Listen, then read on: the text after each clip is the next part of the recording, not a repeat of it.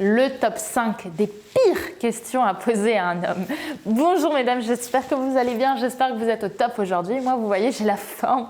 Si vous ne me connaissez pas encore, je suis Brenda Boukris, ton experte en amour et en relations hommes-femmes pour vous mesdames, pour vous apprendre à devenir de véritables femmes fatales, des femmes d'exception, des femmes attirantes et qui attirent non seulement des hommes qui vous plaisent, mais surtout des hommes qui vous méritent. Et aujourd'hui, on va voir quel est le top 5 des pires questions à poser à un homme. À mon avis, ça va vous faire rire parce qu'il y a du lourd. On en parle tout de suite et c'est sur Attitude Séduction.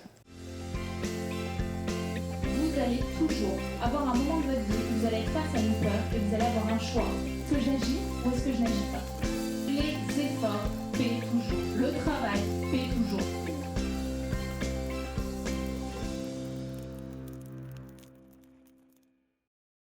Avant tout, si ce n'est pas déjà fait, si c'est la première fois que tu es sur la chaîne Attitude Séduction, déjà bienvenue. Et ensuite, n'oublie pas de t'abonner en cliquant sur le bouton rouge puisque tous les matins, je te publie une nouvelle vidéo de conseils en amour et en relations hommes-femmes pour que tu aies ce petit boost de motivation chaque matin en allant au travail.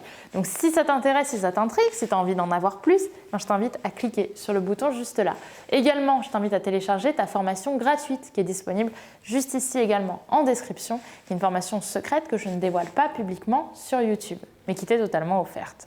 Maintenant, on va pouvoir rentrer un petit peu dans ce top 5. Franchement, j'avais très envie de vous faire des vidéos autour du top 5 parce que moi, ça m'a fait mourir de rire de les faire. Et aujourd'hui, on va faire le top 5 des pires questions à poser à un homme.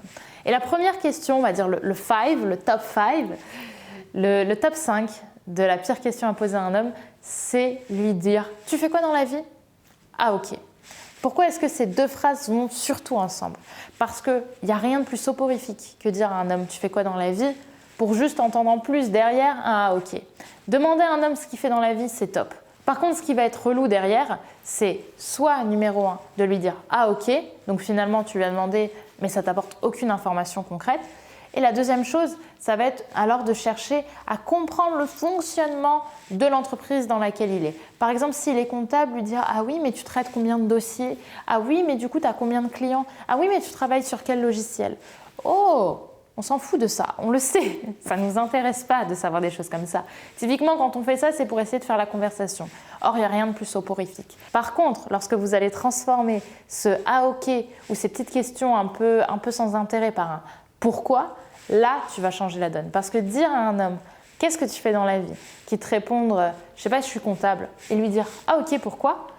Là, tu vas taper dans quelque chose d'un petit peu plus profond. Au lieu de rester en surface comme le font toutes les autres femmes, toi, tu vas aller taper dans ses émotions. Tu vas essayer de comprendre pourquoi il a voulu faire ce travail et en quoi pour lui, ça a du sens. Et là, tu vas voir que ça va changer beaucoup de choses dans ta façon aussi d'avoir des dates. Parce que le but d'un rendez-vous, je vous le rappelle quand même, c'est de taper dans l'émotionnel. C'est derrière de pouvoir, si la personne nous intéresse, de pouvoir aller un petit peu plus loin que le premier rendez-vous. Mais pour ça, ce qui va être important, c'est justement de savoir le marquer et jouer là où toutes les autres femmes ne jouent pas. Aller dans la bonne case, on va dire ça comme ça.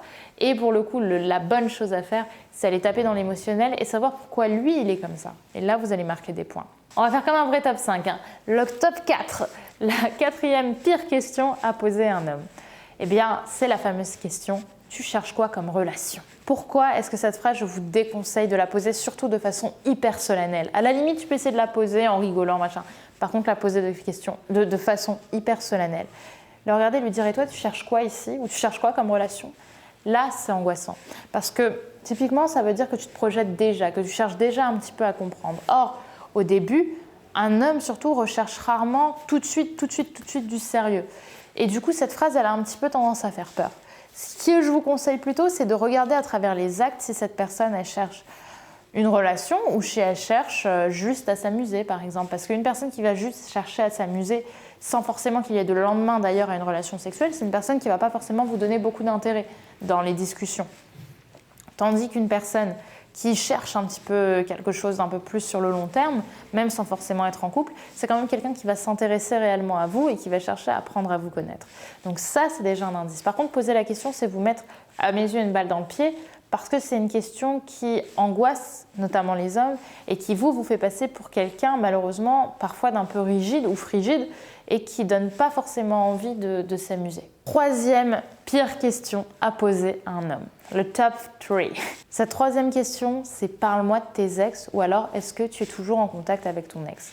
Ça, par définition, c'est une question à bannir du premier rendez-vous que l'on a avec un homme.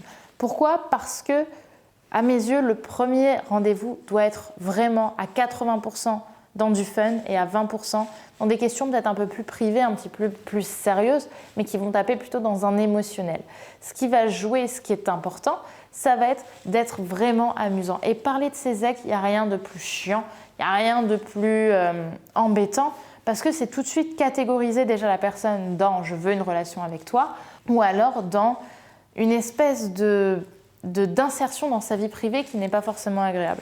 Le premier rendez-vous, il doit être centré sur deux personnes, toi et lui, c'est tout. Quel est le top 2 de la pire question à poser à un homme? Eh bien, la deuxième pire question à poser à un homme, à mes yeux, c'est lui dire « Pourquoi est-ce que tu ne réponds pas à mes messages ?»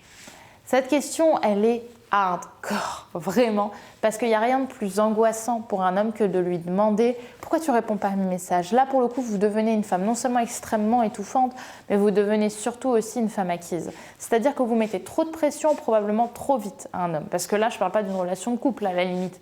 Je parle d'une relation où vous commencez à vous connaître. Laissez les gens respirer. S'il y a un truc que l'homme recherche avant tout dans sa vie, c'est la liberté. C'est pas pour rien que les gens ont envie de voler. C'est pas pour rien que c'est le rêve numéro 1 des gens.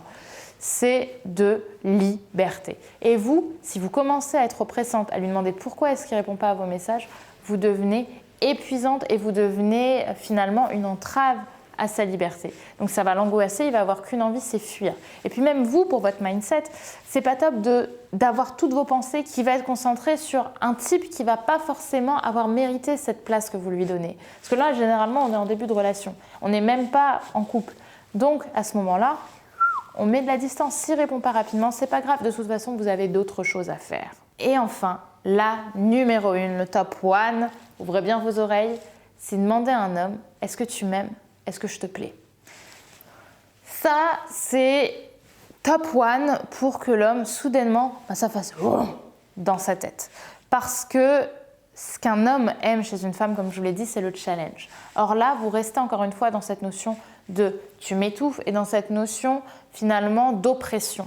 Parce que demander des comptes à un homme, il n'y a rien de pire pour ne pas justement avoir de réponse.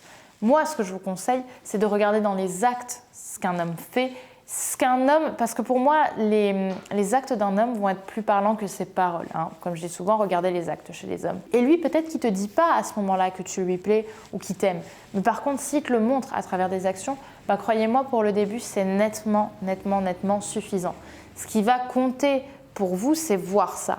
Parce que demander à un homme s'il t'aime, tout ça, c'est vraiment repasser pour une femme acquise, repasser pour une personne qui le fait passer avant et qui ne se sent pas assurée et confiante aussi dans qui elle est et dans sa façon de séduire. Et pour le coup, un homme, il a quand même envie d'être avec une femme qui a un minimum confiance en elle et qui sache aussi ne pas forcément lui demander des comptes tous les 4 matins. Donc ça, c'est quelque chose qui est à vraiment supprimer éradiquer de votre vocabulaire. On ne demande pas à un homme « est-ce que tu m'aimes ? Est-ce que je te plais ?» Surtout si on est dans les 4-5 semaines d'une relation. C'est à la limite quelque chose qu'on va avoir quand on est hyper confort avec un homme et qu'il y a un jeu, un style de « mais chérie, est-ce que tu m'aimes ? Est-ce que je te plais ?»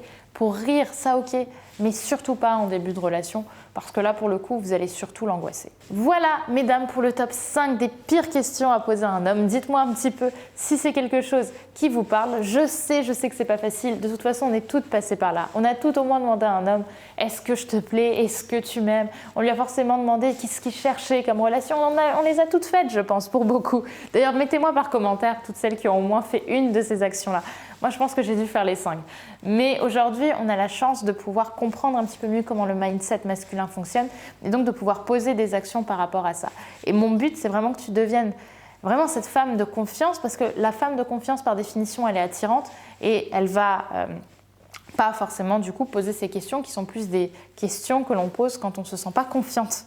Donc voilà, j'espère que cette vidéo vous aura plu. N'hésitez pas évidemment à télécharger votre formation gratuite qui est disponible juste ici en description et surtout à vous abonner en cliquant sur le bouton rouge juste là puisque tous les jours je te publie une nouvelle vidéo et que du coup demain matin on se retrouve pour ta nouvelle vidéo sur Attitude Séduction pour prendre confiance en toi et avoir ton boost de motivation pour la journée. Je te dis donc à demain et n'oubliez pas que vous êtes au top. Bye.